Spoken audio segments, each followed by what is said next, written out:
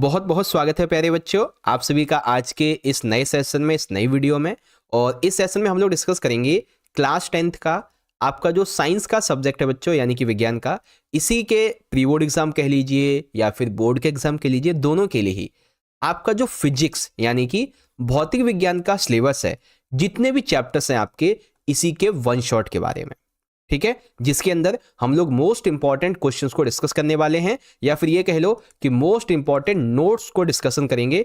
Physics का यहां पर हम रिवीजन करने वाले हैं, ठीक है। वैसे तो देखो ध्यान से, आपको मैं हिंदी मीडियम में तो अच्छे से समझा ही दूंगा, ठीक है, लेकिन जो इंग्लिश मीडियम के बच्चे हैं, आप सभी के लिए जो भी हम नोट्स होंगे, ठीक है, जो भी आपके लिए इंपॉर्टेंट क्वेश्चंस हैं, वो हम आपको दिखा देंगे अच्छे तरीके से, जिसे आप समझ सकते हो, ठीक है। वैसे तो हिंदी में समझा ही दूंगा, उसके बाद आपको क्या चाहिए, एक इंग्लिश सेंटेंस ट्रांसलेशन, वो हम आपको दिखाई देंगे, so don't worry. Okay, yes sir ji, hello sir, hello, your videos great. Okay okay okay, चलो शुरू करते हैं बच्चों, बिना देरी कहते हुए, ठीक है। तो सबसे पहले सिलेबस देख लो बच्चों।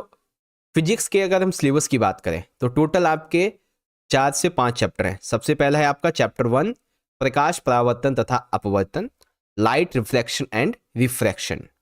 चैप्टर 10th, मानव नेत्र तथा रंग बिरंगा संसार, यानी कि human I and the colourful world. फिर 11th है आपका विद्युत, यानी कि इलेक्ट्रिसिटी। 12th है आपका विद्युत धारा के चुंबकीय प्रभाव, यानी कि magnet effects of electric current. अब जो चैप्टर 13th है हमारा पर्यावरण, ये बेसिकली ऐसा चैप्टर है जो किसी में भी आप ले सकते हो, बट हम लोग इसे फिजिक्स के अंतर्गत ही समझने वाले हैं, ठीक है। तो 5 चैप्टर हम लोग इस सेशन में अपने डिस्कस करेंगे। तो ये सेशन आपका कम से भी कम 1.5 घंटा चलेगा, कम से कम 1.5 घंटा नहीं, 1 घंटा तो कम से कम मान ही लो, 1.5 घंटा मैक्सिमम जाएगा, ठीक है। तो कमर कस लो और तैयार हो जाओ इस सेशन को पूरा का पूरा 1 घंटा या 1.5 घंटे तक अटेंड करने के लिए। Okay, hello sir, I am waiting for your upcoming. Okay and thanks. चलो शुरू करते हैं, आपका वेट ओवर होता है। चलो देखो, सबसे पहले हम लोग डिस्कशन करते हैं अपने चैप्टर नंबर 9 को, जिसका नाम है प्रकाश परावर्तन तथा अपवर्तन, ठीक है। इंग्लिश में कहें तो लाइट रिफ्लेक्शन एंड रिफ्रैक्शन, 2 चीजें हैं, है ना। तो एक एक करके समझते बच्चों अच्छे तरीके से। सबसे पहले हिंदी में देखो, प्रकाश क्या है बच्चों? प्रकाश एक एनर्जी है, एक ऊर्जा है, जिसके माध्यम से हम किसी भी वस्तु को देख पाते हैं। प्रकाश के फिर कुछ गुण भी होंगे। क्या गुण है? प्रकाश जो है ये एक सरल यानी कि सीधी रेखा में गमन करता है। इस तरीके से प्रकाश जो है विद्युत चुंबकीय एक तरंग है। इसे संचरण के लिए माध्यम की आवश्यकता नहीं होती, यानी कि इसको किसी ठोस द्रव या गैस किसी की जरूरत नहीं है, ये एक तरंग है, ठीक है। इस वजह से प्रकाश अपारदर्शी वस्तुओं को तीक्ष्ण छाया बनाता है। प्रकाश की चाल निर्वात में सबसे अधिक होती है, 3 × 10⁸ ms, है ना। किसी प्रकाश किरण की सतह पर आपतित होने से ये रोक सकता है, मतलब क्या नाम है, किसी प्रकाश किरण जब सतह पर आपतित होती है तो ये परावर्तन हो सकता है, अपवर्तन हो सकता है, अवशोषण हो सकता है ना। तो अब हम यहीं से शुरू करेंगे प्रकाश के परावर्तन के बारे में। ये तो प्रकाश के गुण हो गए, है ना, 2 नंबर में 3 नंबर में पूछ सकते हैं। अब यहीं से शुरुआत होगी हमारे टॉपिक्स की, जो कि है सबसे पहला प्रकाश परावर्तन। अगर हम इंग्लिश में देखें तो प्रॉपर्टीज क्या है लाइट्स की? लाइट्स बेसिकली एक एनर्जी की फॉर्म है, जिसके माध्यम से हम किसी भी चीज को देख सकते हैं, और ये इसकी प्रॉपर्टीज है ना। अब यहीं पे प्रॉपर्टीज से स्टार्ट होता है हमारा सबसे पहला रिफ्लेक्शन। ओके, तो रिफ्लेक्शन क्या है? उच्च कोटि की पॉलिश किया हुआ पृष्ठ, जैसे कि दर्पण पड़ने पर पड़ने वाले अधिकांश प्रकाश को परावर्तित कर देता है। इसके 2 नियम है। क्या क्या? आपतन कोण परावर्तन कोण के बराबर होता है, ठीक है। प्रकाश परावर्तन का पहला नियम, आपतन कोण परावर्तन कोण के बराबर होता है। दूसरा, जो आपतित किरण है ये दर्पण के आयतन बिंदु पर अविलंब तथा परिवर्तित किरण सभी एक तल में होते हैं, जैसा कि आप इस चित्र में यहां पे देख सकते हो, ठीक है। चलो फिर यहां पे आता है इसका प्रतिबिंब। प्रतिबिंब वहां बनता है जिस बिंदु पर कम से कम 2 परावर्तित किरणें प्रतिच्छेद होती हैं, या फिर प्रतिच्छेद प्रतीत होती हैं। कहां पे बनेगा? जहां पे 2 परावर्तित किरणें प्रतिच्छेद हों, ठीक है। इसीलिए प्रतिबिंब 2 तरीके का बनता है, एक वास्तविक और एक आभासी। वास्तविक तब बनेगा जब प्रकाश की किरणें वास्तव में प्रतिच्छेद होंगी, और आभासी तब बनेगा जब प्रतिच्छेद होती जैसी प्रतीत लगेंगी। वास्तविक जब पर्दे पर प्राप्त कर सकते हैं, आभासी को पर्दे पर नहीं। वास्तविक उल्टा प्रतिबिंब बनेगा और आभासी प्रतिबिंब सीधा बनेगा, ठीक है। ये चीजें हैं। तो लॉ क्या है रिफ्लेक्शन के, आप देख सकते हैं यहाँ पर। और रियल इमेज कब बनती है, वर्चुअल इमेज, इनके बीच में डिफरेंस या जो भी चीज़ें यहाँ पे देख सकते हैं। ठीक है। Image form by plane mirror, यानी कि समतल दर्पण के द्वारा बनाया गया एक प्रतिबिंब कैसा होगा। अब इसकी कुछ विशेषता है, जैसे कि ये आभासी एवं सीधा होता है हमेशा, जो भी समतल दर्पण एक प्रतिबिंब बनाएगा। प्रतिबिंब का आकार वस्तु के आकार के हमेशा बराबर होता है। प्रतिबिंब दर्पण के उतने ही पीछे बनता है जितनी वस्तु की दर्पण से दूरी होती है। प्रतिबिंब पार्श्व परिवर्तित होता है, ये चीजें ध्यान रखना। ठीक है।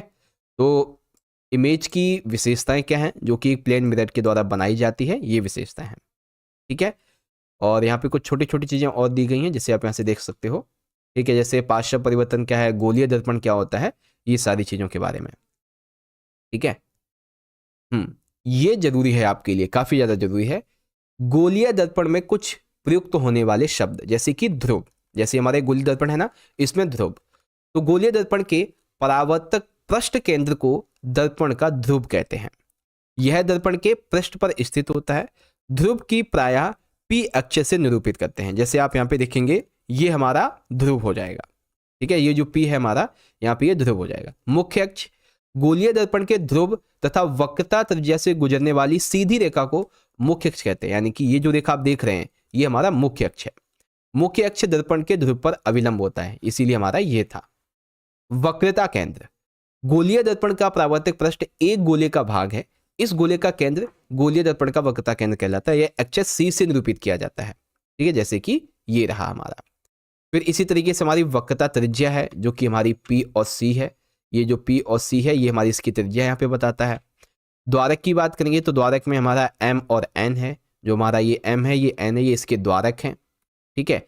मुख्य फोकस कौन सा है हमारा, एफ। तो मुख्य फोकस हमारा यहाँ पे ये एफ हो जाएगा। और इस तरीके से ये छोटी छोटी चीजें हैं। ठीक है। और फिर इन सभी को आप यहाँ पे देखें अच्छे से, तो ये रहा। ठीक है। प्रिंसिपल एक्सिस, पोल। ठीक है। इस तरीके से आपकी ये सारी चीजें यहाँ पे दे रखी हैं। चलो, अब आता है अगला पॉइंट, गोलीय दर्पणों के किरण आरेख चित्रित करने के नियम। ठीक है। तो गोलीय दर्पणों के द्वारा जो किरण आरेख बनाए जाते हैं, इसके नियम क्या है। तो सबसे पहला नियम बच्चों, दर्पण के मुख्य अक्ष के समानांतर प्रकाश किरण परावर्तन के पश्चात अवतल दर्पण के मुख्य फोकस से गुजरेगी अथवा उत्तल दर्पण के मुख्य फोकस से अपसरित प्रतीत होती है, जैसा कि आप यहाँ पे इन दोनों इमेज में देख सकते हैं। दूसरा नियम है कि अवतल दर्पण के मुख्य फोकस से गुजरने वाली किरण अथवा उत्तल दर्पण के मुख्य फोकस की ओर निर्देशित किरण परावर्तन के पश्चात मुख्य अक्ष के समानांतर निकलेगी, जैसा कि आपको यहां पे दिखाया गया है। ठीक है। फिर तीसरा नियम क्या है बच्चों, कि अवतल दर्पण के वक्रता केंद्र से, ठीक है, गुजरने वाली किरण अथवा उत्तल दर्पण के वक्रता केंद्र की ओर निर्देशित किरण परावर्तन के पश्चात उसी पथ के अनुदिश वापस प्रदर्शित करती है, इस प्रकार से, है ना। ऐसे ये यहां से अरे रे रे रे हट जा भाई, हाँ, इस तरीके से निकलती है। ठीक है। फिर यहाँ पे ये आपका चौथा नियम हो जाता है। फिर अभी इन सभी चीजों को ध्यान से देखो।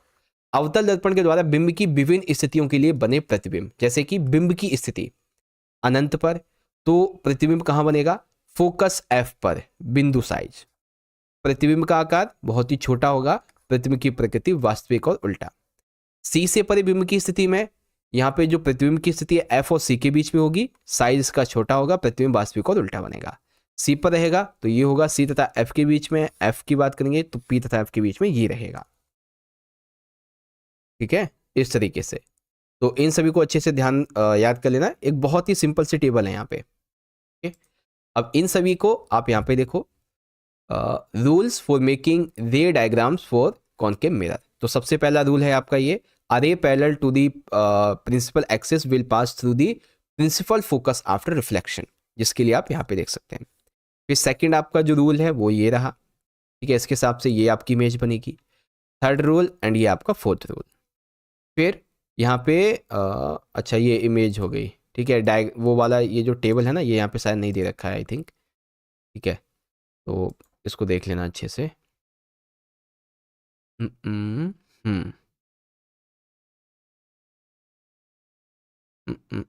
हाँ देखो, बिंब की स्थिति जैसा कि ऊपर अभी हमने देखा अनंत पे बनेगी, ये हमारा किरण आरेख है। बिंब की स्थिति सी से परे, तो इसके लिए ये हमारा किरण आरेख हो जाएगा।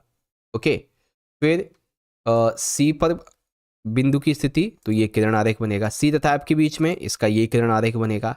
एफ के लिए ये किरण आरेख बनेगा आपका। पी और एफ के बीच में ये वाला किरण आरेख बनेगा, है ना। ये चीजें हैं जैसा कि अभी हमने यहाँ पे देखा था। अब बारी आती है कि अवतल दर्पण का उपयोग कहाँ पे होता है। तो देखो, सामान्यतः टॉर्च, सर्चलाइट और वाहन की हेडलाइट में प्रकाश को शक्तिशाली और समानांतर किरण पुंज प्राप्त करने के लिए इसका उपयोग किया जाता है।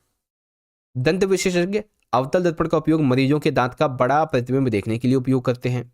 इन्हें प्रायः चेहरे का बड़ा प्रतिबिंब देखने के लिए शेविंग दर्पणों के रूप में उपयोग किया जाता है। सौर भट्टियों में सूर्य के प्रकाश को केंद्रित करने के लिए बड़े अवतल दर्पणों का उपयोग किया जाता है। तो कई तरीके हैं जिसके माध्यम से अवतल दर्पण का उपयोग किया जाता है। ठीक है, तो यूज ऑफ कॉन्केव मिरर, पहला use, second, third and fourth.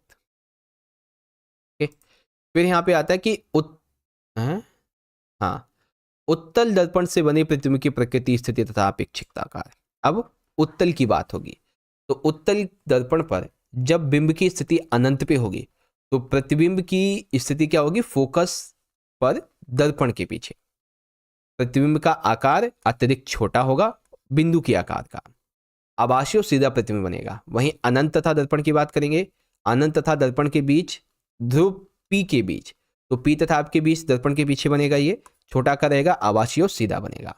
ठीक है, जैसे कि ये हमारा अनंत पे बनेगा तो इसके लिए ये किरण आरेख हो गया। अनंत तथा दर्पण के ध्रुव पी के बीच में, तो इस तरीके से बनेगा आपका। ठीक है, फिर बारी आती है कि भाई उत्तल दर्पणों का उपयोग कहाँ पे होता है। तो उत्तल दर्पणों का उपयोग सामान्यतः वाहनों में किया जाता है। इनमें ड्राइवर अपने पीछे के वाहनों को देख सकता है। उत्तल दर्पणों को इसलिए प्राथमिकता दी जाती है क्योंकि ये सदैव सीधा और छोटा प्रतिबिंब बनाते हैं और ड्राइवर को अपने पीछे के बहुत बड़े क्षेत्र को देखने में मदद करते हैं। दुकानों में इनका इस्तेमाल सिक्योरिटी दर्पण के रूप में भी किया जाता है ना। तो रूल क्या है इमेज फॉर्मेशन के, वाई कॉन्केव मिरर, तो ये रहे आपके। ठीक है, फिर डायग्राम्स ये रहे आपके जो भी यहाँ पे बताए थे। यूज क्या है कॉन्केव मिरर के, कॉन्वेक्स मिरर के बेसिकली, तो ये यूजेस है कॉन्वेक्स मिरर के। ठीक है, और कुछ साइन वगैरह यहाँ पे दिए गए जिसे आप देख लेना। गोलीय दर्पण के द्वारा परावर्तन के लिए चिन्ह परिपाटी। ठीक है, इसको अच्छे से याद कर लेना। ठीक है, गोलीय दर्पणों के द्वारा परावर्तन के लिए चिन्ह परिपाटी। ओके, जैसा कि यहाँ पे है कि sign convection of 4 reflection by squared mirror. ठीक है, और न्यू इस तरीके से है। ओके,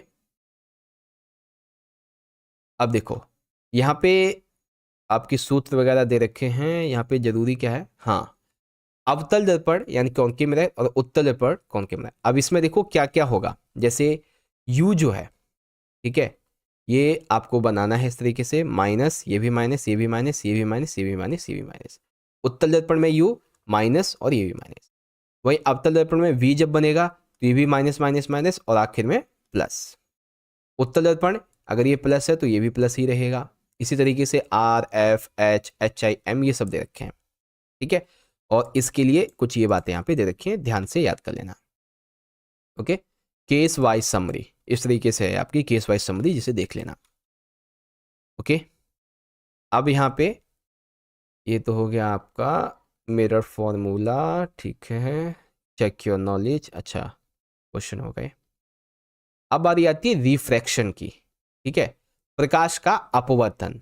जब प्रकाश एक माध्यम से दूसरे माध्यम में तिरछा होकर जाता है तो दूसरे माध्यम में इसके संचरण की दिशा परिवर्तित हो जाती है। इसी परिघटना को प्रकाश का अपवर्तन कहते हैं। जैसे कि प्रकाश के अपवर्तन के कारण स्विमिंग पूल का तल वास्तविक स्थिति से विस्थापित हुआ प्रतीत होता है। जो जैसा होता है वो वैसा दिखाई नहीं देता स्विमिंग पूल, उसका तल। पानी में आंशिक रूप से डूबी हुई पेंसिल वायु तथा पानी के अंतस्पर्श पर टेढ़ी जैसी में मालूम पड़ती है। कांच के गिलास में पड़े नींबू वास्तविक आकार से बड़े प्रतीत होते हैं हमें। इसके अलावा कागज पर लिखे गए शब्द गिलास स्लैब से देखने पर ऊपर की ओर उठे हुए प्रतीत होते हैं, है ना। ये चीजें हैं। तो रिफ्रैक्शन और बेसिकली इसके मोस्ट इंपॉर्टेंट टॉप पॉइंट्स क्या हैं वो भी आप यहाँ से देख सकते हैं। ठीक है, ये इसके नियम है, रूल्स हैं एक तरीके से। अब बारी आती है कि कांच की आयताकार स्लैब से अपवर्तन कैसे होता है। ठीक है, तो बहुत ही सिंपल सा आपका ये एक चित्र दिया गया है जिसे आप अच्छे से देख सकते हो। और यहाँ पे कुछ चीज़ें हैं very simple. Sir sample paper बहुत जल्दी आएगा बच्चों, इस सेशन के एंड होने के बाद सैम्पल पेपर डिस्कशन करेंगे। तो ये चीज़ें छोटी छोटी जिसको आप यहाँ से पढ़ लेना अच्छे से, ठीक है। प्रकाश अपवर्तन के दो नियम होते हैं भाई। कौन कौन से दो नियम होते हैं? सबसे पहला कि आपतित किरण, अपवर्तित किरण तथा दोनों माध्यमों को पृथक करने वाले पृष्ठ के आपतन बिंदु पर अविलंब सभी एक ही तल में होते हैं। प्रकाश के किसी निश्चित रंग तथा निश्चित माध्यम के युग्म के लिए आपतन कोण की जय यानी शाइन तथा अपवर्तन कोण की जय यानी शाइन का अनुपात स्थिर होता है। इस नियम को स्नेल का अपवर्तन नियम भी कहते हैं, इस तरीके से, है ना। अपवर्तनांक अनुपात में माध्यमों के युग में प्रकाश की चाल का अनुपात, तो इस तरीके से आप एन निकालते हैं। ओके, फॉर्मूला कैसे पुट करना है ये सारी चीज़ें यहाँ पे हैं। तो ये चीज़ें थी। तो रिफ्रैक्शन थ्रू ग्लास स्लैब के माध्यम से रिफ्रैक्शन कैसे होता है देख सकते हैं। लॉ क्या है रिफ्रैक्शन के? ये दो लॉ हैं आपके, ठीक है। रिफ्रैक्टिव जो इंडेक्स है इसके बारे में छोटी छोटी चीज़ें ये रही आपकी, ठीक है। अब आता है अगला पॉइंट, निरपेक्ष अपवर्तनांक। यदि माध्यम -1 निर्वात या वायु है तब माध्यम 2 का अपवर्तनांक निर्वात के सापेक्ष माना जाता है तथा माध्यम का निरपेक्ष अपवर्तनांक कहलाता है। जैसे n इक्वल में c अपॉन में भी, तो c कितना होगा 3 × 10⁸ ms1, है ना। इसी तरीके से हीरे का अपवर्तनांक सबसे ज़्यादा होता है 2.42। इसका मतलब है कि हीरे में प्रकाश की चाल निर्वात की तुलना में 2.42 गुणा कम होती है ना। ये चीज़ें हैं। और उत्तल लेंस अवतल लेंस के बारे में देखो। उत्तल लेंस ये किनारों की अपेक्षा बीच में मोटा होता है, इसे अभिसारी लेंस भी कहते हैं। अवतल लेंस ये बीच की अपेक्षा किनारों से मोटा होता है और इसे अपसारी लेंस भी कहते हैं, ठीक है। जैसे कि ये चीज़ें हैं। ओके, आपको दिखाते हैं कॉन्वेक्स लेंस और कॉनकेव लेंस, ये तीन विशेषता हैं इसकी। ओके, अब देखो यहाँ पे कुछ और बातें दी गई हैं, जिसे आप पढ़ना चाहो तो देख लेना। हमारा टाइम ज़्यादा होगा, ठीक है, तो हम नेक्स्ट चैप्टर की ओर बढ़ेंगे बस। बट उससे पहले कुछ चीज़ें हैं, एक आधी टेबल है, आप इसको अच्छे से याद कर लेना, ठीक है। एक आधी ये टेबल आपके लिए ज़रूरी है बच्चों। अब इन सभी के लिए ही, जैसे कि अनंत पर, F2 पर, अत्यधिक छोटा, वास्तविक और उल्टा, तो इसके लिए आपका किरण आरेख क्या बनेगा वो भी आप देख सकते हैं। हर एक के लिए किरण आरेख यहाँ पे लिखे हुए हैं, बने हुए हैं दरअसल, ठीक है। बिंब की विभिन्न स्थितियों के लिए अवतल लेंस के द्वारा बने प्रतिबिंब की प्रकृति और स्थिति तथा अपेक्षित साइज, तो अनंत पे कैसे बनेगा ये रहा, और इसके बीच का ये रहा, ठीक है। गोलीय लेंसों के चिन्ह परिपाटी कैसी होती है, तो लेंस का सूत्र, आवर्धन, फिर यहाँ पे समरी है उत्तल लेंस और अवतल लेंस के बारे में, जो कि आप यहाँ से देख सकते हो, ठीक है। ये चीज़ें हैं। और वहीं रूल्स क्या है, रे डायग्राम फॉर कन्वेक्स लेंस, ठीक है, इसको बनाने के देख सकते हैं। और कॉन्वेक्स लेंस के द्वारा जो इमेज फॉर्म की जाती है वो इस तरीके से रहेगी आपकी, ठीक है। हर एक चीज़ का यहाँ पे मैंने लिखा हुआ है, हर एक इमेज अच्छे से बनी हुई है आपके लिए, ठीक है। वैसे एक एक को मैं अच्छे से एक्सप्लेन करके नहीं समझा पाऊंगा क्योंकि बहुत टाइम लग जाएगा फिर, ठीक है। ऐसे तो पूरा सिलेबस ही हो जाएगा ठीक है। Rules for image formation by concave lens, ठीक है। एक एक करके सारी चीज़ों को देखते जाओ, चाहो तो स्क्रीनशॉट ले लो इन सभी का। Okay, when object is placed at infinity, when object is placed between infinity and optical centre. Sign क्या है, कन्वेंशन फॉर सेफरल लेंसेज के, lens formula, magnification, case by summary, convex और कॉनकेव लेंस की, ठीक है। पावर क्या है lens की, पावर ऑफ अ लेंस, ये चीज़ें हैं बच्चों। ओके, इस तरीके से तो ये कॉन्सेप्ट हमारा पूरा हुआ। अब हम लोग अपने अगले चैप्टर का डिस्कशन करेंगे, ठीक है। तो एक बार सारे बच्चे जल्दी से बताओ, क्या आप लोग अपने अगले चैप्टर नंबर 10 के लिए रेडी हो? जल्दी से बोलो, अगर रेडी हो तो जल्दी से बोलेंगे yes sir ji we are ready, ठीक है। क्योंकि हमें बहुत टाइम लगने वाला है, अभी 40-50 मिनट अभी और लगेंगे हमें, तो जल्दी से बताओ आप लोग रेडी हो? देखो, ये सेशन जो है ना वो आपके सिर्फ क्विक रिवीजन के लिए है। क्विक रिवीजन मतलब क्या हो गया कि आपने टॉपिक देखा, आपने चित्र देखा, आपने विशेषता देखी, बस आपका रिवीजन हो गया, है ना। ये इसलिए बनाया जाता है, ये ऐसा नहीं है कि आपको मैं एक एक वर्ड को यहाँ पे पढ़ के अच्छे से समझाऊंगा, उसमें तो फिर आपको कम से कम 2-3 महीने लग जाएंगे एक एक करके समझने में, ठीक है। तो क्विक रिवीजन का मतलब होता है कि आपको जो नोट्स दिखाए जाएं उसके माध्यम से आप जल्दी से जल्दी उसको बेसिकली समझ सको, है ना। हाँ सर, सही कह रहे हो आप। Yes yes yes yes. चलो अगले चैप्टर की तरफ बढ़ते हैं बिना देरी करते हुए। तो फाइनली अब हम लोग डिस्कस करेंगे अपना चैप्टर नंबर 10, मानव नेत्र तथा रंग बिरंगा संसार, या फिर यूं कहें कि the human I and the colourful world. तो सबसे पहले तो मानव नेत्र के बारे में समझ लो। मानव नेत्र एक अत्यंत मूल्यवान और सुग्राही ज्ञान इंद्रिय है हमारी, या फिर ज्ञान इंद्रिय है। ये हमें इस अद्भुत संसार तथा हमारे चारों ओर के रंगों को देखने के योग्य बनाता है। ये नेत्र गोलक की स्थिति में होता है। ठीक है, नेत्र गोलक का व्यास 2.3 सेंटीमीटर होता है। इसका व्यास कितना होता है? 2.3 सेंटीमीटर। ओके, अब जो हमारे लिए सबसे जरूरी चीजें स्टार्ट होती हैं वो यहां से। मानव नेत्र के विभिन्न भाग और उसके कार्य, जैसे कि सबसे पहला भाग है श्वेत मंडल या कॉर्निया। ठीक है, श्वेत मंडल या फिर कह लो कॉर्निया। यहाँ पे श्वेत मंडल हमारा कहाँ पर है? जस्ट वेट अ मिनट, ये रहा। यहाँ पर है हमारा श्वेत मंडल या फिर कह लो कॉर्निया। इसका क्या काम है बच्चों? इसका काम ये है कि यह नेत्र के अग्रभाग का एक पारदर्शी झिल्ली है। नेत्र में प्रवेश करने वाली प्रकाश किरणों का अधिकांश अपवर्तन कॉर्निया के बाहरी पृष्ठ पर ही होता है। ज्यादातर यहीं पे इसका अपवर्तन हो जाता है। अब बारी आती है लेंस की। तो लेंस कहां पर है हमारा? एक सेकेंड, हाँ, लेंस ये रहा। ठीक है, अब देखो यहां पे क्या कहा गया है। यह एक उत्तल लेंस है जो प्रकाश को रेटिना पर अभिसरित करता है। प्रकाश को किस पे बेसिकली अभिसरित करता है बच्चों? रेटिना पर। यह एक रेशेदार झिल्लीवर पदार्थ का बना होता है। लेंस केवल विभिन्न दूरियों पर रखी वस्तु को रेटिना पर केंद्रित करने के लिए आवश्यक फोकस दूरी में सक्षम समायोजन करता है। ठीक है, फिर वहीं जो परितारिका है, अगर हम इसकी बात करें तो ये रही आपकी यहाँ पे परितारिका। ठीक है, कॉर्निया के पीछे एक गहरा पेशीय डायफ्राम होता है जो पुतली के आकार को नियंत्रित करता है। पुतली, अब ये पुतली यहाँ पे होती है बच्चों, ये रही आपकी पुतली। आंख में प्रवेश करने वाले प्रकाश की मात्रा को नियंत्रित करती है, कितना कहाँ कैसे भेजना है ये सब। बारी आती है रेटिना की। ये कोमल सूक्ष्म झिल्ली है जिसमें प्रकाश सुग्राही कोशिकाएं अधिक संख्या में पाई जाती हैं। प्रदीप्त होने पर प्रकाश सुग्राही कोशिकाएं सक्रिय हो जाती हैं तथा विद्युत सिग्नल पैदा करती हैं। ये सिग्नल दिक् तंत्रिकाओं द्वारा मस्तिष्क तक पहुंचा दिए जाते हैं।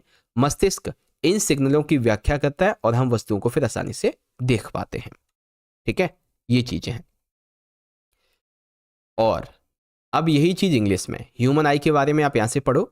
The sense organ that helps us to see everything locate in the eye sits in skull. Diameter of the eye ball is 2.3 centimetre. Parts क्या है ह्यूमन आई के? तो सबसे पहला है कॉर्निया, फिर लेंस, आइरिस, पपिल, रेटिना। जरूरी सबसे यही है आपके लिए। स्ट्रक्चर आप देख सकते हैं ह्यूमन आई का क्या है। ठीक है, अब आता है बच्चों यहाँ पे दूर बिंदु और निकट बिंदु। वह दूरतम बिंदु जिस तक नेत्र वस्तुओं को सुस्पष्ट तरीके से देख सकता है, नेत्र का दूर बिंदु, यानी कि जितनी दूर तक आप किसी वस्तु को देख पाते हो ना, वही दूर बिंदु है। ठीक है, और सामान्य नेत्र अनंत दूरी पर होता है। निकट बिंदु वह न्यूनतम स्थिति जिस पर रखी वस्तु बिना तनाव के हमें अच्छी से दिखाई दे जाती है, उसे निकटतम बिंदु कहते हैं। ठीक है, किसी सामान्य दृष्टि के कारण वयस्क केवल निकटतम बिंदु लगभग 25 सेंटीमीटर है। इसे सुस्पष्ट दृष्टि की न्यूनतम दूरी भी कहते हैं। मानव दृष्टि 25 सेंटीमीटर अनंत तक देख सकती है। ठीक है, हाँ। अब है बच्चों दृष्टि दोष तथा उसका संशोधन। देखो बच्चों, सबसे पहले मोतियाबिंद दृष्टि दोष। अधिक उम्र के कुछ व्यक्तियों के नेत्र का क्रिस्टलीय लेंस दूधिया या फिर धुंधला हो जाता है। इस स्थिति को हम मोतियाबिंद कहते हैं। इसी के कारण नेत्र की दृष्टि में कमी या फिर पूर्ण रूप से दृष्टि क्षय हो जाती है। मोतियाबिंद की शल्य चिकित्सा के बाद दृष्टि का वापस लौटना संभव होता है। निकट दृष्टि दोष, इस दोष में व्यक्ति निकट रखी वस्तुओं को स्पष्ट रूप से देख सकता है परंतु दूर रखी को नहीं देख सकता। ऐसे दोषयुक्त व्यक्ति का दूर बिंदु अनंत पर ना होकर नेत्र के पास आ जाता है। अब रीजन क्या है दृष्टि दोष के? तो अभिनेत्र लेंस की वक्रता का अधिक हो जाना, नेत्र गोलक का ज्यादा लंबा हो जाना। ठीक है, निवारण, इस दोष को किसी उपयुक्त क्षमता के अवतल लेंस के द्वारा उपयोग के द्वारा संशोधित किया जा सकता है। जैसे कि निकट दृष्टि दोष के लिए दोषयुक्त नेत्र का दूरबिंदु, निकट दृष्टि दोषयुक्त नेत्र का दूरबिंदु। ठीक है, तो वो क्या है, इस तरीके से रहेगा। और निकट दृष्टि दोषयुक्त नेत्र और निकट दृष्टि दोष का संशोधन इस तरीके से। ये तो निकट का हो गया। अब दीर्घ पे आ जाओ। दीर्घ दृष्टि दोष, दीर्घ दृष्टि दोष युक्त कोई व्यक्ति दूर की वस्तु को तो स्पष्ट देख सकता है परंतु निकट की नहीं देख सकता। ऐसे दोषयुक्त व्यक्ति का निकट बिंदु सामान्य पक्ष से दूर हट जाता है। रीजन, अभिनेत्र लेंस की फोकस दूरी का अत्यधिक हो जाना और नेत्र गोलक का छोटा हो जाना। निवारण, इस दोष का उपयुक्त क्षमता के उत्तल लेंस के माध्यम से कर सकते हैं, जैसे दीर्घ दृष्टि दोषयुक्त नेत्र का निकट बिंदु इस तरीके से, ठीक है। फिर दीर्घ दृष्टि दोषयुक्त नेत्र और दीर्घ दृष्टि दोष का संशोधन इस तरीके से, ओके। फिर यहां पे आता है इंग्लिश में, तो far point, near point of और least distance of distinct vision, ठीक है। फिर near sight and sightedness, cause क्या है, करेक्शन कैसे होता है नियर का, ठीक है। फिर फार की बात करेंगे तो इसके कॉज, इसका करेक्शन, ठीक है, ये चीजें हैं। अब आता है अगला वाला, जार दूर दृष्टिता। आयु में वृद्धि के साथ साथ मानव नेत्र में समंजन क्षमता घट जाती है और अधिकांश व्यक्तियों का निकटतम बिंदु 25 सेंटीमीटर से दूर हो जाता है। इस दोष को जार दृष्टिता कहते हैं। रीजन, यह पक्षावी पेशियों के धीरे धीरे दुर्बल होने, क्रिस्टल लेंस के लचीलेपन में कमी आने के कारण होता है। निवारण, उत्तल और अवतल लेंस दोनों के प्रयोग से होता है, ठीक है, और ये चीजें भी हैं। उसके बाद दोनों नेत्रों का सिर पर सामने की ओर स्थिति होने का क्या क्या लाभ होता है, तो ये चीजें हैं, आप आसानी से देख सकते हो, ठीक है। तो तीसरा टॉपिक है हमारा ये, इसके रीजन और इसका करेक्शन कैसे हो सकता है, ये सारी चीजें हैं। एडवांटेजेस क्या है बच्चों, eye in the front of the face के, अगर आई हमारी फ्रंट फेस के फ्रंट पे हो, ठीक है। अब ये तो कुछ आपके लिए क्वेश्चन है। अब आता है अगला पॉइंट, ठीक है। पॉइंट है हमारा, कांच के प्रिज्म के द्वारा सूर्य प्रकाश का विक्षेपण। तो कांच के प्रिज्म के माध्यम से सूर्य प्रकाश का विक्षेपण कैसे होगा, तो देखो, सूर्य का श्वेत प्रकाश जब प्रिज्म से होकर गुजरता है, ये जो आप देख रहे हैं, ठीक है, ये जो प्रकाश है जब इससे गुजरता है तो प्रिज्म श्वेत प्रकाश को 7 रंगों की परिपाटी में डिवाइड कर देते हैं। कितने? 7 में। ये 7 रंग होते हैं, बैगनी, जामुनी, नीला, हरा, पीला, नारंगी, लाल। प्रकाश के, जिसे विवग्योर कहते हैं, प्रकाश के अवयवीय वर्णों को, इस बैंड को स्पेक्ट्रम या फिर वर्णक्रम कहते हैं। प्रकाश के अवयवीय वर्णों को विभाजन को हम क्या कहते हैं? विक्षेपण कहते हैं। क्या बोलते हैं? विक्षेपण, ठीक है। अब विवग्योर आपको वर्णों के क्रम को याद रखने में सहायता करेगा, ये एक शॉर्ट ट्रिक है, ठीक है। किसी प्रिज्म से गुजरने के पश्चात प्रकाश के विभिन्न वर्ण आपतित किरण के सापेक्ष अलग अलग कोण पर झुक जाते हैं। जैसे विक्षेपण हुआ तो 1/, में तरंग दैर्ध्य। लाल प्रकाश सबसे कम झुकता है जबकि बैगनी प्रकाश सबसे अधिक। तो लाल जो है वो सबसे कम झुकता है, इसीलिए यहाँ पे देख सकते हैं इस तरीके से ये आपके 7 रंगों में टूट जाता है। आइजैक न्यूटन ने सर्वप्रथम सूर्य का स्पेक्ट्रम प्राप्त करने के लिए कांच के प्रिज्म का उपयोग किया। एक दूसरा समान प्रिज्म उपयोग करके उन्हें श्वेत प्रकाश के स्पेक्ट्रम वर्णों को और अधिक व्यक्त करने का प्रयत्न उन्होंने किया था, किंतु उन्हें और अधिक वर्ण नहीं मिल पाए। फिर उन्होंने एक दूसरा सर्वसम प्रिज्म पहले प्रिज्म के सापेक्षी उल्टी दिशा में रखा। उन्होंने देखा कि दूसरे प्रिज्म से श्वेत प्रकाश का किरण पुंज निर्गत हो रहा है। इससे न्यूटन ने यह निष्कर्ष निकाला कि सूर्य का प्रकाश 7 वर्णों से मिलकर बना होता है। कितने वर्णों से? 7 वर्णों से मिलकर बना होता है, ठीक है। Yes sir, okay okay, very good. चलो अगला टॉपिक इंग्लिश में,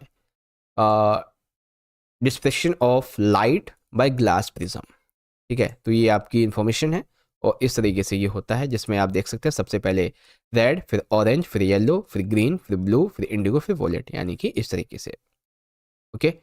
स्पेक्ट्रम की बात होगी, एक्टोम की बात होगी। क्वेश्चन कि why spectrum is formed when light is passed through a glass prism. Answer आपका इस तरीके से रहेगा, ठीक है। ये चीजें आप लिखेंगे। अब है प्रिज्म से प्रकाश का अपवर्तन। तो प्रिज्म के 2 त्रिभुजाकार आधार तथा 3 आयताकार पार्श्व पृष्ठ होते हैं। प्रिज्म कोण, प्रिज्म के 2 पार्श्व फलकों के बीच के कोण को प्रिज्म कोण कहते हैं, जो कि आपका ये है। विचलन कोण, आपतित किरण तथा निर्गत किरण के बीच के कोण को विचलन कोण कहते हैं, ठीक है। फिर इंद्रधनुष, अब इंद्रधनुष के बारे में, जैसे इंद्रधनुष वर्षा के पश्चात आकाश में जल की सूक्ष्म कणों में दिखाई देने वाला प्राकृतिक एक स्पेक्ट्रम है। ये वायुमंडल में उपस्थित जल की जो बूंदें होती हैं, इनके द्वारा सूर्य के प्रकाश के परिक्षेपण के कारण प्राप्त होता है। इंद्रधनुष सदैव सूर्य की विपरीत दिशा में बनता है, ध्यान रखिएगा, किसकी? सूर्य की विपरीत दिशा में। जल की छोटी छोटी बूंदें प्रिज्म की भांति कार्य करती हैं। सूर्य के आपतित प्रकाश की ये बूंदें अपवर्तित तथा विक्षेपित करती हैं, तत्पश्चात इसे आंतरिक परिवर्तित करते हैं। अंततः जल की बूंद से बाहर निकलते समय प्रकाश को पुनः अपवर्तित करती हैं। प्रकाश के परिक्षेपण तथा आंतरिक परावर्तन के कारण विभिन्न वर्ण प्रेक्षक के नेत्रों तक पहुंचते हैं। ठीक है, जैसा कि आप यहाँ पे देख सकते हैं। फिर यहाँ पे वायुमंडलीय अपवर्तन की बात आएगी, बट उससे पहले इंद्रधनुष के बारे में यहाँ पे देख लेना आप लोग। कहाँ गया? हाँ, टोटल इंटरनल रिफ्लेक्शन। ठीक है, टोटल इंटरनल रिफ्लेक्शन के बारे में है ये। अच्छा, ये हिंदी में है तो दे नहीं रखा। हाँ, वायुमंडलीय अपवर्तन। वायुमंडलीय अस्थिरता के कारण प्रकाश का अपवर्तन वायुमंडलीय अपवर्तन कहलाता है। इसके क्या क्या प्रभाव होते हैं बच्चों? तो गर्म वायु में से होकर देखने पर वस्तु की आभासी स्थिति का परिवर्तित होना, तारों का वास्तविक स्थिति से कुछ ऊंचाई पर प्रतीत होना, अग्रिम सूर्योदय, विलंबित सूर्यास्त और तारों का टिमटिमाना। ठीक है, तो आप यहाँ पे सारी चीज़ों को देख सकते हैं बच्चों। तारों की आभासी स्थिति क्यों होती है? ठीक है, इस तरीके से होता है तारों की आभासी स्थिति। अग्रिम सूर्योदय और विलंबित सूर्यास्त क्यों होता है? तारों का टिमटिमाना क्यों होता है? ये चीज़ें। वहीं फिर बात आती है बच्चों प्रकाश के प्रकीर्ण की। ठीक है, किसकी? प्रकाश का जो प्रकीर्ण है। अब प्रकाश का प्रकीर्ण में टिंडल प्रभाव आपको देखने को मिलता है। एग्जाम्पल पहला, दूसरा ये रहा आपका। ठीक है, टिंडल प्रभाव।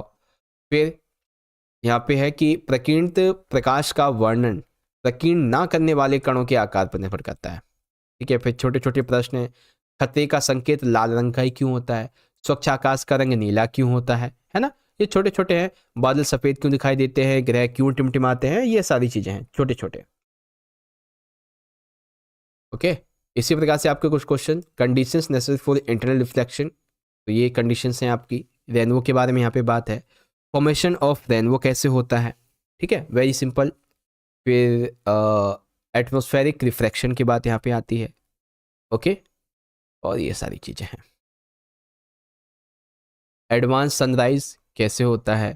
ठीक है, ट्विंकलिंग ऑफ स्टार्स। फिर यहाँ पे ये चीज़ें हैं आपकी, छोटी छोटी है। फिर छोटे छोटे क्वेश्चंस आपके दे रखे हैं जिसे आप यहाँ से देख सकते हो। ओके, तो फाइनली हमारा चैप्टर यहाँ पे पूरा हो गया। अब हम लोग अपने अगले चैप्टर 11 को डिस्कस करेंगे। तो फटाफट से जल्दी बताओ बच्चों, आप लोग 11 चैप्टर को समझने के लिए रेडी हो? जल्दी से बोलो, फिर हम लोग इस चैप्टर को भी आगे बढ़ाते हैं। सर कल प्री बोर्ड है, प्लीज़ मॉर्निंग में लाइव क्लास लेना। बिल्कुल बिल्कुल बिल्कुल, मॉर्निंग में 5:30 से 6 बजे के आसपास आपकी लाइव क्लास होगी, सो डोंट वरी। ठीक है, सुबह सुबह आपकी लाइव क्लास होगी 5:30 या 6 बजे।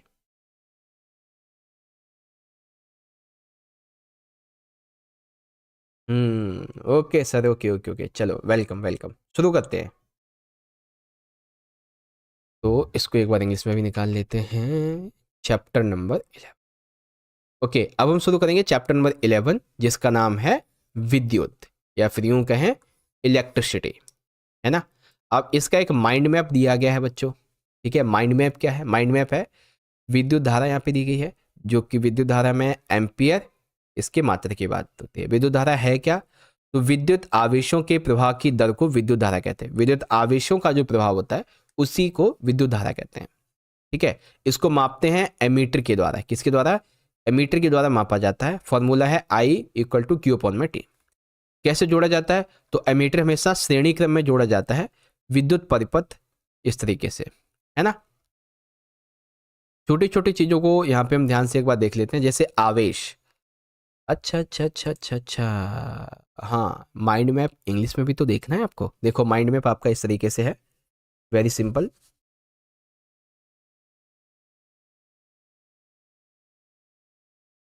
चलो देखो, आवेश, आवेश परमाणु का एक मूल कण होता है। ये धनात्मक भी हो सकता है और ऋणात्मक भी। समान आवेश एक दूसरे को प्रतिकर्षित करते हैं और असमान एक दूसरे को आकर्षित। कूलम यानी कि C आवेश का SI मात्रक है। तो एक कूलम आवेश 6 × 10⁻18 इलेक्ट्रॉन पर उपस्थित आवेश होता है। एक इलेक्ट्रॉन का आवेश 1.6 इंटू 10⁻⁻19 C ऋणात्मक आवेश होता है, तो Q इक्वल में N ही होता है। Q कुल आवेश है, N मतलब इलेक्ट्रॉन की संख्या है और E मतलब एक इलेक्ट्रॉन पर आवेश है। ठीक है, तो Q इक्वल टू NE होगा। अब आ जाओ विद्युत धारा। सबसे पहले आवेश से प्रभावित होने की दर को विद्युत धारा कहते हैं। विद्युत धारा निकालने के लिए हमें आवेश बटे में समय करना होता है, यानी कि I अपॉन में Q upon I equal to Q upon में T। धारा का ऐसे मात्रक एम्पियर होता है, तो 1A इक्वल में क्या होगा 1C अपॉन में 1S, यानी कि 1 कूलम अपॉन में 1 सेकेंड। तो 1MA इक्वल में 1 मिली एम्पियर कितना हो गया 10⁻³ A।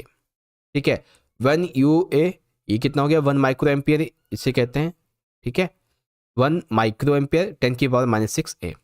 अब विद्युत धारा के एमीटर के द्वारा मापा जाता है, विद्युत धारा को एमीटर के द्वारा मापा जाता है, जिसका प्रतीक है इस तरीके से, इधर प्लस और इधर का माइनस।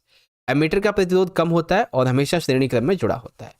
विद्युत धारा की दिशा इलेक्ट्रॉन के प्रभावित होने की दिशा के विपरीत मानी जाती है, क्योंकि जिस समय विद्युत की परिघटना का सर्वप्रथम परीक्षण किया था इलेक्ट्रॉन के बारे में कोई जानकारी थी नहीं, अतः विद्युत धारा को धनावेशों का प्रभावी माना जाता है। ठीक है, फिर विभवांतर की बात आती है, तो एकांक आवेश को एक बिंदु से दूसरे बिंदु तक ले जाने में किया गया कार्य विभवांतर होता है। जैसे V इक्वल में W अपॉन में Q, इसका ऐसा ही मात्रक होता है वोल्ट। तो 1 वोल्ट जब 1 कूलम आवेश को लाने के लिए 1 जूल कार्य होता है, तो विभवांतर भी 1 वोल्ट ही कहलाएगा, यानी कि 1 volt equal to 1 joule C ऋणात्मक 1। वोल्ट मीटर की बात आती है, तो विभवांतर को मापने की युक्ति को वोल्ट मीटर कहते हैं। इसका प्रतिरोध ज्यादा होता है, ये हमेशा पार्श्व क्रम में जुड़ता है इस तरीके से। सेल क्या है, ये एक सरल युक्ति है जो विभवांतर को बनाए रखती है। विद्युत धारा हमेशा उच्च विभवांतर से निम्न विभवांतर की तरफ प्रभावित होती है।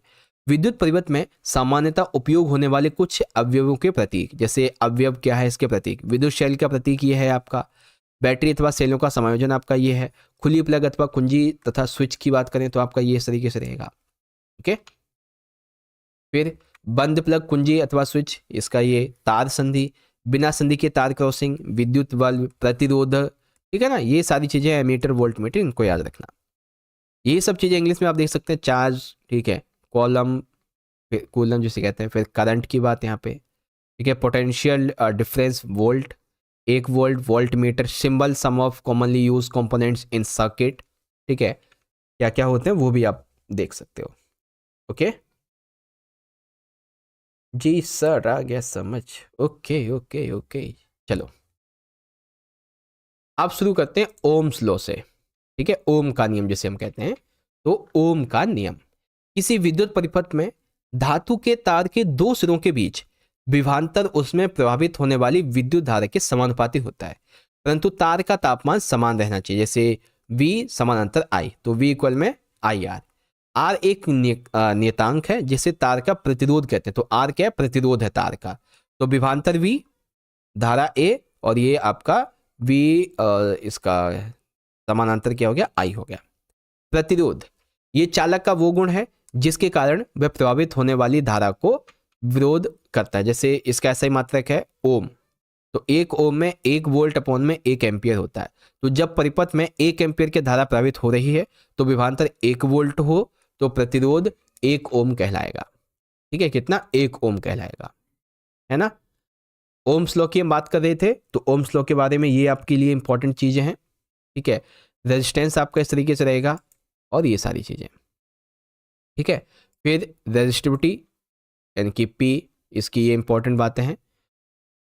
ठीक है, अब धारा नियंत्रक ये देख लेंगे, वे कारक जिन पर एक चालक का प्रतिरोध निर्भर करता है, तो चालक की लंबाई के समानुपाती होता है, अनुप्रस्थ काट के क्षेत्रफल के व्यतिक्रमानुपाती होता है, तापमान के समानुपाती और पदार्थ की प्रकृति पर निर्भर करता है। विद्युत प्रतिरोधकता कि 1 मीटर भुजा वाले घन के विपरीत फलकों में धारा गुजरने पर जो प्रतिरोध उत्पन्न होता है वो प्रतिरोधकता कहलाती है। इसका ऐसा मात्रक ओम मीटर होता है। ठीक है, क्या होता है, ओम मीटर। अब इसके लिए छोटी छोटी और चीजें हैं विद्युत प्रतिरोधकता के लिए, जिसे आप देख लेना। प्रतिरोधकताओं की श्रेणी क्रम का समायोजन कैसे होता है, तो ये चीजें हैं, कुछ फॉर्मूला वगैरह भी हैं, आप अच्छे से याद कर लेना इन सबको। ठीक है, फिर पार्श्व क्रम में समायोजित प्रतिरोधक कैसे होते हैं, तो ये आपके पार्श्व क्रम में समायोजित प्रतिरोधक हैं। सारे फॉर्मूला यहाँ पे लिखे हुए अच्छे तरीके से।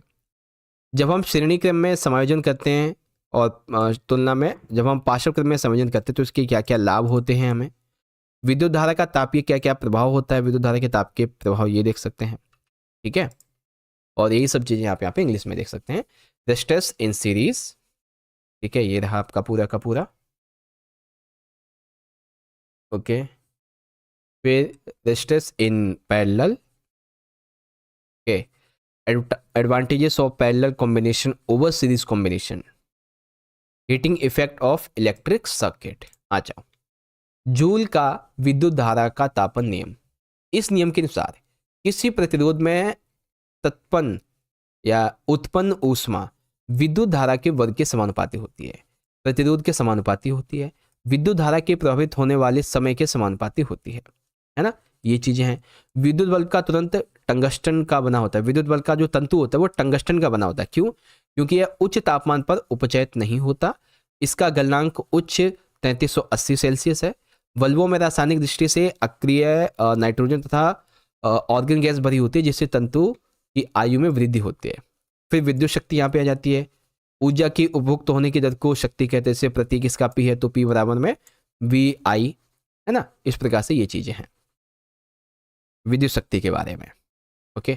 और यही चीजें आप यहाँ पे देख लेंगे, joules law of heating effect of electric circuit current, ये आपके लिए इंफॉर्मेशन है, नोट्स हैं आपके सारे के सारे। इलेक्ट्रिक फ्यूज की यहाँ पे बात होगी, इलेक्ट्रिक पावर की यहाँ पे बात होती है, देन आपके कुछ क्वेश्चंस, ठीक है। बहुत ही सिंपल से आपके क्वेश्चंस थे, ठीक है। चैप्टर भी काफ़ी सिंपल सा था, बट यहाँ पे कुछ कुछ चीज़ें जो मैंने आपको बताई हैं इनको अच्छे से याद कर लेना, ठीक है। A to Z जो भी चीज़ें हैं आपके लिए इंपॉर्टेंट वो मैंने सारी की सारी चीज़ें आपको बता दी हैं, ओके। अब हम लोग अपना अगला चैप्टर नंबर 12 डिस्कस करेंगे, ठीक है। इसका भी क्विक रिवीजन करेंगे, आपको सारे नोट्स बहुत अच्छे से मैं दिखा दूंगा क्या है क्या नहीं, ताकि आपको अच्छे से सबको समझ आ सके। तो चैप्टर 12 के लिए रेडी हो, जल्दी से बोलो। चैप्टर 12 के लिए रेडी हो, जल्दी से बोलो।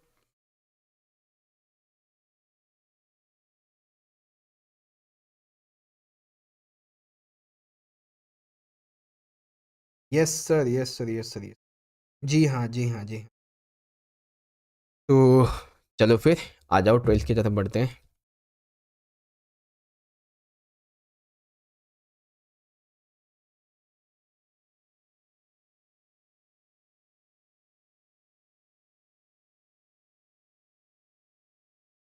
ओके, तो अब हम डिस्कस करेंगे बच्चों अपना अगला चैप्टर नंबर 12, विद्युत धारा के चुंबकीय प्रभाव, ठीक है। जैसे चुंबक वह पदार्थ है जो लौह अथवा लोहयुक्त चीजों को अपनी तरफ आकर्षित करता है। चुंबक क्या है? एक ऐसा पदार्थ जो लोहा या फिर लोहे से युक्त चीजों को अपनी तरफ आकर्षित करता है। गुण क्या है चुंबक के? तो प्रत्येक चुंबक के दो ध्रुव होते हैं, उत्तरी और दक्षिणी। समान ध्रुव एक दूसरे को प्रतिकर्षित करेंगे, नॉर्थ को प्रतिकर्षित करेगा साउथ को। असमान ध्रुव एक दूसरे को खींचेंगे, यानी कि नॉर्थ साउथ नॉर्थ एक दूसरे को खींचेंगे। स्वतंत्र रूप से लटकाई हुई चुंबक लगभग उत्तर दक्षिण दिशा में रुकती है। उत्तरी ध्रुव उत्तर दिशा की ओर संकेत करता है ना, जैसे कि ये नॉर्थ साउथ है। अब विद्युत धारा के चुंबकीय प्रभाव, जिसमें घरेलू विद्युत पथ की बात होगी, सुरक्षा व्यक्ति, फ्यूज तार, भूसंपर्क, चुंबक और उसके गुण की बात होगी, चुंबकीय क्षेत्र रेखाएं, उसके गुण, दक्षित हस्त अंगुष्ठ नियम, परिनालिका, विद्युत चुंबक, इन सभी चीजों की यहाँ पे अभी हम बात करेंगे, ठीक है। सबसे पहले चुंबक क्षेत्र, और इसी का आपका माइंड मैप भी दिखा देता हूं। मेटल के magnet is any substance that attracts iron और आयरन लाइक सब्सटेंसेस। प्रॉपर्टीज क्या मैग्नेट की देख सकते हैं यहाँ पे। फिर magnetic effect of electric current, वो क्या क्या है यहाँ पे देख लो। अब शुरू होता है अगला टॉपिक, चुंबकीय क्षेत्र। चुंबक के चारों ओर का वो क्षेत्र जिसमें चुंबक के बल का संसूचन हो, पता चले यहाँ पे चुंबक का बल है, फोर्स है, उसको चुंबकीय क्षेत्र कहते हैं। इसका ऐसे मात्रक होता है टेस्ला। चुंबकीय क्षेत्र में परिमाण व राशि दोनों होते हैं। चुंबकीय क्षेत्र को दिक् सूचक की सहायता से समझाया जा सकता है। दिक् सूचक की सुई स्वतंत्र लटकी हुई एक छड़ चुंबक होती है। अब चुंबकीय क्षेत्र रेखाओं के गुण क्या होते हैं? तो क्षेत्रीय रेखाएं उत्तरी ध्रुव से प्रकट होती हैं और दक्षिण ध्रुव पर विलीन हो जाती हैं। क्षेत्र रेखाएं बंद वक्र होती हैं। प्रबल चुंबकीय क्षेत्र में रेखाएं अपेक्षाकृत अधिक निकट होती हैं। दो रेखाएं कहीं भी एक दूसरे को प्रतिच्छेद नहीं करेंगी, क्योंकि यदि वे प्रतिच्छेद करती है तो इसका मतलब ये कि एक बिंदु पर दो दिशाएं हैं, जो कि संभव नहीं है। चुंबकीय क्षेत्र की प्रबलता को क्षेत्र रेखाओं की निकटता की कोटि के द्वारा दर्शाया जाता है। ठीक है, किसके द्वारा? कोटि के द्वारा दर्शाया जाता है। अब यही चीज है मैग्नेटिक फील्ड, कैरेक्टर्स क्या है फील्ड लाइंस के, सारी चीजें देख सकते हो। ठीक है, आगे क्षण चुंबक का चुंबकीय क्षेत्र। एक क्षण चुंबक का चुंबकीय क्षेत्र क्या होगा, यहां पे देख सकते हैं। हैंस क्रिश्चियन ऑस्टेड वह पहला व्यक्ति था जिसने यह पता लगाया कि विद्युत धारा चुंबकीय क्षेत्र उत्पन्न करती है। दक्षिण यानी कि दायां, दक्षिण हस्त अंगुष्ठ नियम। कल्पना कीजिए कि आप अपने दाहिने हाथ में विद्युत धारावाही चालक को इस प्रकार से पकड़े हुए हैं जो आपका अंगूठा विद्युत धारा की ओर संकेत करता हो, तो आपकी उंगलियां चालक के चारों ओर चुंबकीय क्षेत्र की दिशा बनाएंगी। इस तरीके से चारों ओर चुंबकीय क्षेत्र की दिशा बनाएंगी। ठीक है, क्षेत्र बनाएंगी। सीधे चालक से विद्युत धारा प्रवाहित होने के कारण चुंबकीय क्षेत्र चालक के हर बिंदु पर संकेंद्रित वृत्तों पर दर्शाया जा सकता है। चुंबकीय क्षेत्र की दिशा, एक सेकेंड, चुंबकीय क्षेत्र की दिशा दक्षिण हस्त अंगुष्ठ नियम का या दिक्सूचक से दी जा सकती है। चालक के नजदीक वाले वृत्त निकट निकट होते हैं। चुंबकीय क्षेत्र धारा की शक्ति, तो चुंबकीय क्षेत्र एरिया 1/, में चालक से दूरी, इस तरीके से। फिर विद्युत धारावाही वृत्ताकार पाश के कारण चुंबकीय क्षेत्र, इसकी ये विशेषता है कि चुंबकीय क्षेत्र प्रत्येक बिंदु पर संकेंद्रीय वृत्तों द्वारा दर्शाया जा सकता है। जब हम तार से दूर जाते हैं तो वृत्त निरंतर बड़े हो जाते हैं। ये छोटी छोटी चीजें हैं यहाँ पे। ठीक है, विद्युत धारावाही वृत्ताकार पाश के चुंबकीय क्षेत्र को प्रभावित करने वाले कौन कौन से कारक हैं, तो ये छोटे छोटे कारक हैं जिसको आप देख सकते हो। ओके, फिर बारी आती है परिनालिका की।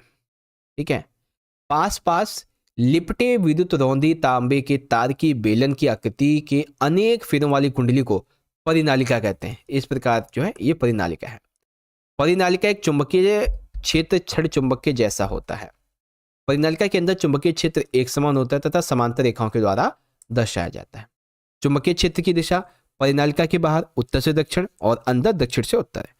परिनालिका का उपयोग किसी चुंबक पदार्थ जैसे नरम लोहे को चुंबक बनाने में किया जाता है। अब विद्युत चुंबक और स्थायी चुंबक, इनमें डिफरेंस। विद्युत चुंबक यह अस्थायी चुंबक होता है, अतः आसानी से चुंबकत्व तो समाप्त किया जा सकता है, लेकिन इसका आसानी से समाप्त नहीं कर सकते। विद्युत की शक्ति बदली जा सकती है इस चुंबक की, लेकिन इसकी नहीं। ध्रुवीयता बदली जा सकती है इसकी, लेकिन इसकी नहीं। प्रायः अधिक शक्तिशाली होते हैं, ये कमजोर होते हैं। ठीक है, चुंबकीय क्षेत्र में किसी विद्युत धारावाही चालक पर बल। आंद्रे मेरी एम्पियर ने यह प्रस्तुत किया कि चुंबक भी किसी विद्युत धारावाही चालक पर परिमाण में समान परंतु दिशा में विपरीत बल आरोपित करती है। ठीक है, चालक में विस्थापन उस समय अधिकतम होता है जब विद्युत धारा की दिशा चुंबकीय क्षेत्र की दिशा में लंबवत होती है।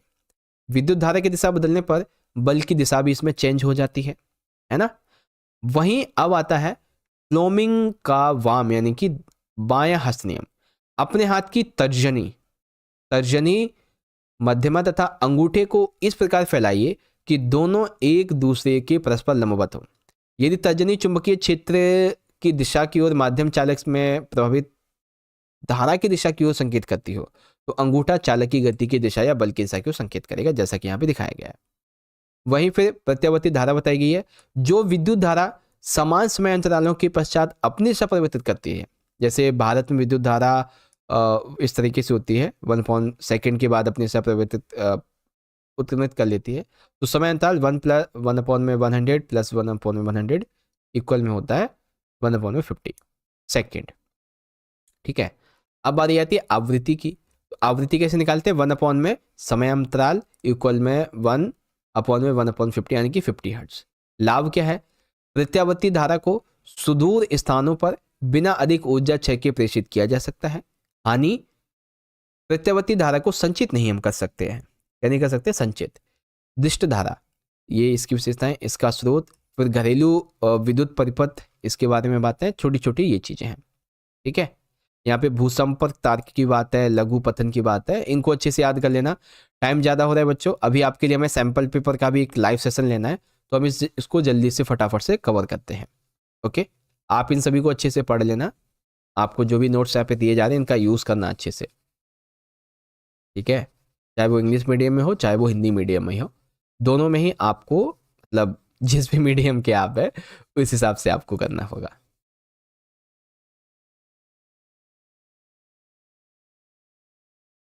हाँ, तो हम भूसंपर्क तार को डिस्कशन कर रहे थे। तो देख सकते हो, यदि साधित्र के धात्विक आवरण से विद्युत धारा का क्षरण होता है तो हमें विद्युत आघात से बचाता है। ये धारा के क्षरण के समय अल्प प्रतिरोध पथ प्रदान हमें करती है, ठीक है। इस प्रकार से ये रहेगा। फिर यहाँ पे ये छोटी छोटी चीज़ें हैं आपकी, ओके। ये हो गया। अच्छा, अब तो ये क्वेश्चंस आ गए हमारे, क्या बात है, बड़ी जल्दी क्वेश्चन आ गए।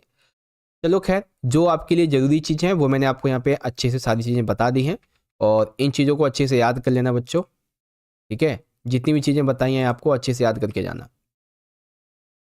अब हमारा एक सबसे आखिरी चैप्टर बच गया है, आवर एनवायरनमेंट। इसको हम फटाफट से डिस्कशन कर लेते हैं।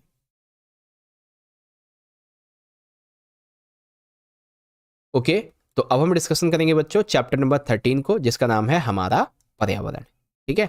हमारा पर्यावरण। तो आप लोग रेडी हो इस वाले चैप्टर को समझने के लिए, हमारा पर्यावरण? हाँ जी सर, हाँ जी सर, रेडी हैं, रेडी हैं। ओके ओके, चलो फिर रेडी हो तो आ जाओ, शुरू करो। देखो, हमारा पर्यावरण, हमारे पर्यावरण में कैसे कैसे पदार्थ है, जैव निम्नीकरणीय है, अजैव निम्नीकरणीय है, फिर हमारा परितंत्र आ जाता है। परितंत्र में घटक और प्रकार होते हैं। तो घटक जैसे अजैविक घटक, जैविक घटक। प्रकार में प्राकृतिक और मानव निर्मित होते हैं। प्राकृतिक में जंगल, सागर, जल, ठीक है। मानव निर्मित में खेत, जलाशय, बगीचा। जैविक घटक उत्पाद होते हैं, उपभोक्ता होते हैं, अपमार्जक होते हैं, जिसमें खाद्य श्रृंखला ये बनाते हैं, जिसे हम आहार जाल भी कहते हैं, ठीक है। तो आवर इन्वायरमेंट, इन्वायरमेंट में बेसिकली दो तरीके के वेस्ट होते हैं, बायोडिग्रेडेबल और नॉन। फिर इकोसिस्टम होता है दो तरीके का, मतलब इकोसिस्टम के कंपोनेंट्स होते हैं, टाइप्स होते हैं। कंपोनेंट्स में एबायोटिक होते हैं और बायोटिक होते हैं। तो बायोटिक तीन तरीके का होता है। प्रोड्यूसर्स होते हैं, इसमें कंज्यूमर्स होते हैं, डिकम्पोजर्स होते हैं जो कि फूड चेन बनाते हैं और ये फूड वेब बनता है। टाइप्स होते हैं नेचुरल इकोसिस्टम और आर्टिफिशियल, ओके। अब इन सभी चीज़ों को फटाफट से देख लो। देखो, पर्यावरण का मतलब क्या होता है कि वे सभी चीज़ें जो हमें घेरे रहती हैं, सभी जैविक और अजैविक घटक इसके अंदर शामिल होते हैं। जैविक व अजैविक घटकों के परस्पर मेल से ही परितंत्र हमारा बनता है। एक परितंत्र में जीव भोजन के लिए एक दूसरे पर निर्भर होते हैं, जिसे आहार श्रृंखला व आहार जाल बनते हैं। मनुष्य की गतिविधियों के कारण हमारे पर्यावरण में गिरावट आ रही है और समस्याएं उत्पन्न हो रही हैं, जैसे ओजोन परत का ह्रास, कचरे का उत्पादन, इस तरीके से ये सारी चीज़ें, ओके। यस यस, चलो वेरी गुड। और ये सारी चीज़ें इंग्लिश में ये रही। अब आ जाओ बच्चों परितंत्र के बारे में। सबसे पहले परितंत्र की परिभाषा, एक क्षेत्र के सभी जैविक या फिर अजैविक घटक मिलकर एक परितंत्र का निर्माण करते हैं, जैसे जंगल, तालाब, तापमान, वर्षा, वायु, ये सभी मिलकर।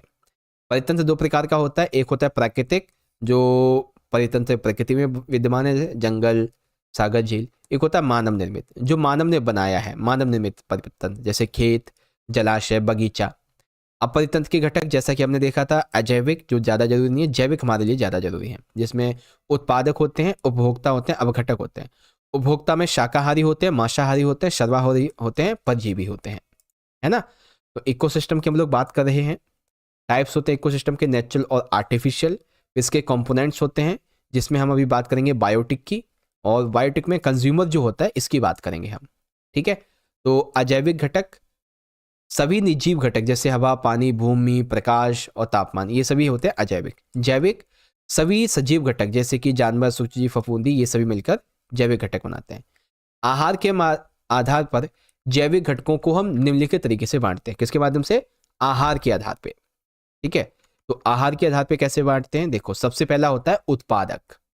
सभी हरे पौधे, नील हरे शैवाल अपना भोजन शर्करा या स्टार्च, अकार्बनिक पदार्थों से सूर्य की रोशनी का प्रयोग करके बनाते हैं, जिसे हम प्रकाश संश्लेषण प्रक्रिया भी कहते हैं।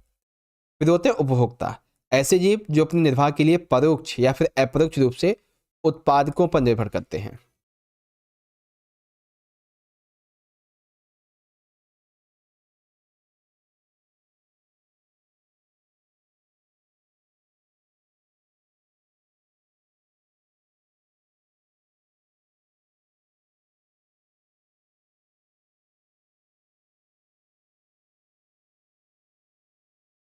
सर साउंड चला गया। अच्छा अच्छा, एक मिनट मैं इसको ठीक करता हूँ। हाँ आई थिंक अब आ रहा होगा, लेट मी चेक। हाँ अब जा रहा है, ठीक है। तो उपभोक्ता क्या होते हैं? ऐसे जीव जो अपने निर्वाह के लिए परोक्ष या फिर अपरोक्ष रूप से उत्पादकों पर निर्भर हों। उपभोक्ताओं को हम निम्नलिखित तरीके से बांटते हैं, जैसे शाकाहारी, पौधे व पत्ते खाने वाले जैसे बकरी हिरण, मांसाहारी, मांस खाने वाले जैसे शेर मगरमच्छ, सर्वाहारी, पौधे मांस दोनों खाने वाले कौवा या मनुष्य, मतलब कौवा और मनुष्य, परजीवी, दूसरे जीव के शरीर में रहने व भोजन लेने वाले जैसे जूं, अमरबेल, अपघटक, फफूंदी व जीवाणु जो कि मरे हुए जीव व पौधों के जटिल पदार्थों को सरल पदार्थों में विघटित कर देते हैं। इन्हें सफाई कर्मी भी कह लो एक तरीके से, ठीक है, डिकम्पोजर। इस प्रकार अपघटक प्राकृतिक स्रोतों की भरपाई करने में मदद करते हैं, ठीक है।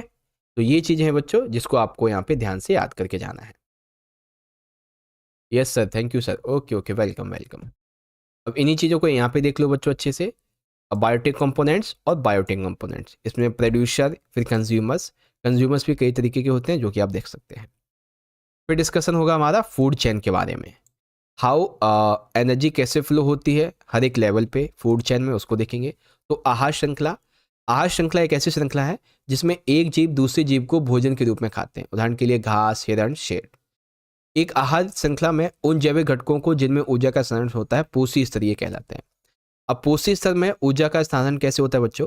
तो एक आहार श्रृंखला में ऊर्जा का स्थानांतरण एक दिशा में होता है। जैसे हरे पौधे सूर्य की ऊर्जा का 1% भाग जो पत्तियों पर पड़ता है अवशोषित करते हैं।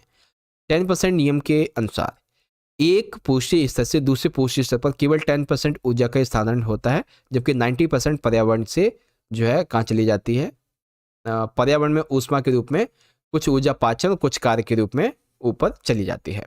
यानी कि एक सिंपल सी अगर हम बात करें तो एक उत्पादक है, ठीक है, अभी उसके पास में जो ऊर्जा है वो है 1000 किलो जूल। प्राथमिक उपभोक्ता की बात करेंगे तो उसके पास में आएगी 100 किलो जूल। द्वितीय उपभोक्ता के पास में 10 केजे और तृतीय के पास में 1 केजे आएगा। वहीं हम मान लेते किसी के पास 10,000 है तो फिर अगले पे 1000, फिर 10, फिर 100, फिर 10, फिर 1, ठीक है, 10% नियम के अनुसार। ओके, तो वही फूड चेन का है कि एनर्जी कैसे फ्लो होती है, कैसे एनर्जी बनी रहती है, इन सभी चीज़ों के बारे में। ओके, तो एक बार सारे बच्चे जल्दी से बताओ कि जो फूड चेन का कॉन्सेप्ट है आपको समझ में आ गया कि नहीं? जल्दी बोलो। सारे बच्चे चैट सेक्शन में लिखेंगे कि आपको फूड चेन का कॉन्सेप्ट जो यहाँ पे मैंने बताया समझ में आ गया ढंग से कि नहीं। फूड चेन का कॉन्सेप्ट आपको समझ में आया कि नहीं, जल्दी से बताओ। और जिसने भी सेशन को लाइक नहीं किया लाइक कर देना, ठीक है। हाँ जी सर, हाँ जी सर, हाँ जी sir, okay okay okay okay, चलो चलो चलो आगे देखो। अब बात आती है जैव आवर्धन की, ठीक है, बायोलॉजिकल मैग्निफिकेशन की। जैव आवर्धन, देखो आहार श्रृंखला में हानिकारक रसायनों की मात्रा में एक पोषी स्तर से दूसरे पोषी स्तर में जाने पर वृद्धि होती है, इसे ही जैव आवर्धन कहते हैं। ऐसे रसायनों की सबसे अधिक मात्रा मानव शरीर में होती है क्योंकि मानव किसी भी आहार श्रृंखला के उच्चतम पोषी स्तर पर होता है। फिर आहार जाल की बात आती है तो आहार श्रृंखलाएं आपस में प्राकृतिक रूप से जुड़ी होती हैं जो एक जाल का रूप धारण कर लेती हैं। जैसे यहाँ पे हम जाल के बीच में देखें तो चूहा है, चूहा को चील भी खा लेता है, सांप भी खा लेता है ना। अब खरगोश है, खरगोश को चील भी खा लेता है, लोमड़ी भी खा लेती है ना। ये एक दूसरे से कनेक्टेड है, कुछ कुछ कनेक्टेड है ना, इसीलिए इसको आहार जाल कहते हैं। तो फूड वेब क्या होता है, बायोलॉजिकल मैग्निफिकेशन क्या होता है, सारी चीजें आप पढ़ सकते हो। अब बारी आती है बच्चों इन्वायरमेंटल प्रॉब्लम्स की, यानी कि हमारे पर्यावरण की समस्याएं। तो पर्यावरण में बदलाव हमें प्रभावित करता है और हमारी जो गतिविधियां हैं ये पर्यावरण को प्रभावित करती हैं। इससे पर्यावरण भी धीरे धीरे इसमें गिरावट आ रही है, जिससे पर्यावरण की समस्या उत्पन्न होती है, जैसे प्रदूषण, वनों की कटाई, सारी चीज़ें। फिर ओजोन परत।